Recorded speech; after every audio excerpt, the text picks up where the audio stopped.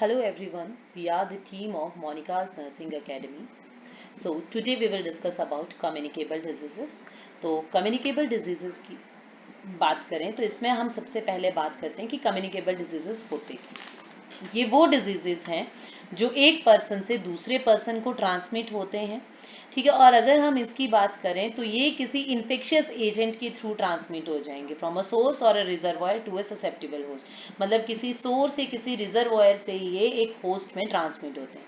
और communicable diseases are also known as infectious disease. मतलब ये एक ऐसे डिजीज है जिसमें पॉजिटिव ऑर्गेनिज्म या पैथोजन जो है वो एक पर्सन से दूसरे पर्सन को डायरेक्टली और इनडायरेक्टली ट्रांसमिट हो सकता है, ठीक है, किसी सोर्स के थ्रू या किसी रिजर्वायर के थ्रू।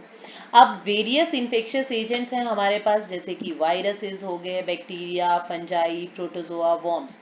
अब ये जो इन्फेक्शियस एजेंट हैं ये कौन कौन से डिजीजेस कॉज करते हैं? तो सबसे पहले वायरसेस, ये हमें कॉज करेंगे common cold, influenza, measles, mumps, chicken pox, AIDS, hepatitis B. Where is bacteria की बात करें तो ये कॉज करते हैं cholera, typhoid, tuberculosis, tetanus, anthrax, food poisoning जैसे डिजीजेस। फंजाई कॉज करते हैं स्किन इन्फेक्शन।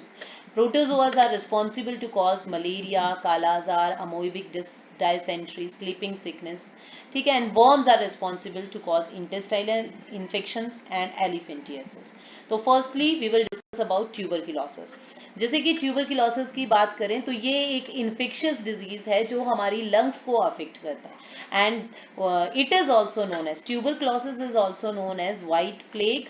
इसे हम वाइट प्लेग के नाम से भी जानते हैं। और it is also known as barometer of social welfare disease. इसे हम barometer of social welfare disease के नाम से भी जानते हैं, ठीक है।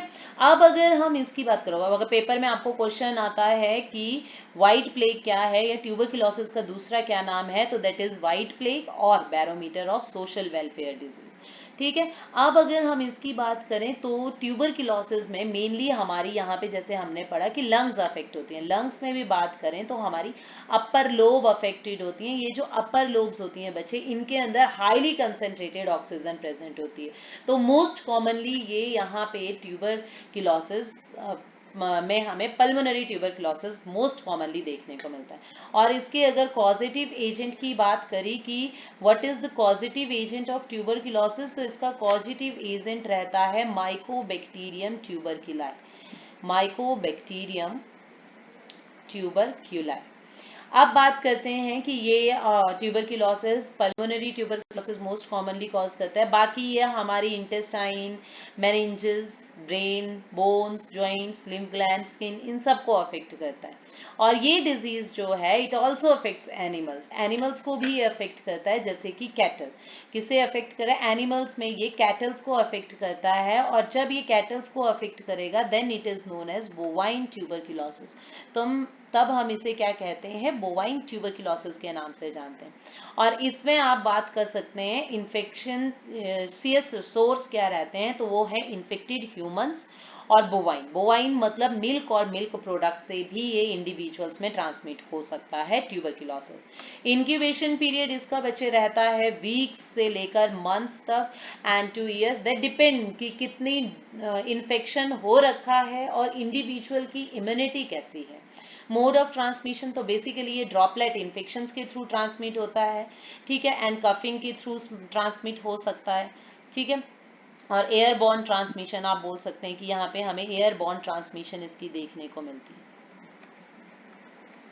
ठीक है। नेक्स्ट हम बात करते हैं कि इसके साइन एंड सिम्टम्स क्या है। तो यहाँ पे पेशेंट में टायर्डनेस देखने को मिलेगी, loss of appetite, loss of weight, anaemia, evening rise in temperature, cough for long time, ये सारे देखने को मिलते हैं। बट अगर आपको क्वेश्चन पेपर में आते हैं कि what are the cardinal science of tuberculosis, तो कार्डिनल साइंस में आता है बच्चे यहाँ पे लो ग्रेड फीवर देखने को मिलेगा। दूसरा यहाँ पे कफ देखने को मिलता है, क्रोनिक कफ आप बोल लो, क्रोनिक कफ देखने को मिलेगा। एंड थर्ड यहाँ पे वेट लॉस देखने को मिलता है। तो these three are the cardinal sign of tuberculosis. ये 3 जो हैं these are the cardinal science of tuberculosis.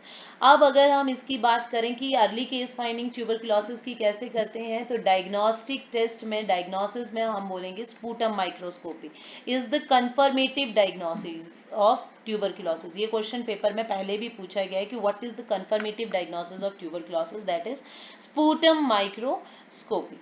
ठीक है, अब यहाँ पे जो स्पूटम माइक्रोस्कोपी के लिए सैंपल जाएगा वो जाएगा early morning, that is the most reliable sample for diagnostic purposes. और इसकी प्रिवेंशन के लिए अगर हम बात करें तो इसकी प्रिवेंशन के लिए हम फर्दर बोल सकते हैं कि लोगों को इस डिजीज के बारे में बताएंगे, कंडीशंस के बारे में बताएंगे, सेटिस्फैक्ट्री हाउसिंग, एडिक्वेट डाइट के लिए बताएंगे, और बीसीजी के थ्रू जो आप इम्यूनाइज करते हैं बचपन में बच्चे को, बीसीजी बेसिलाई कैलिमेट ग्यूरिन के थ्रू बच्चों को वैक्सीनेशन करने के लिए कहना है। ठीक है, और आप मिल्क के थ्रू जो ट्यूबरक्लोसिस स्प्रेड हो रहा है उसको पास्चराइजेशन ऑफ मिल्क के थ्रू क्या कर सकते हैं, प्रिवेंट कर सकते हैं। So thank you. For more such videos, you can like and subscribe our channel.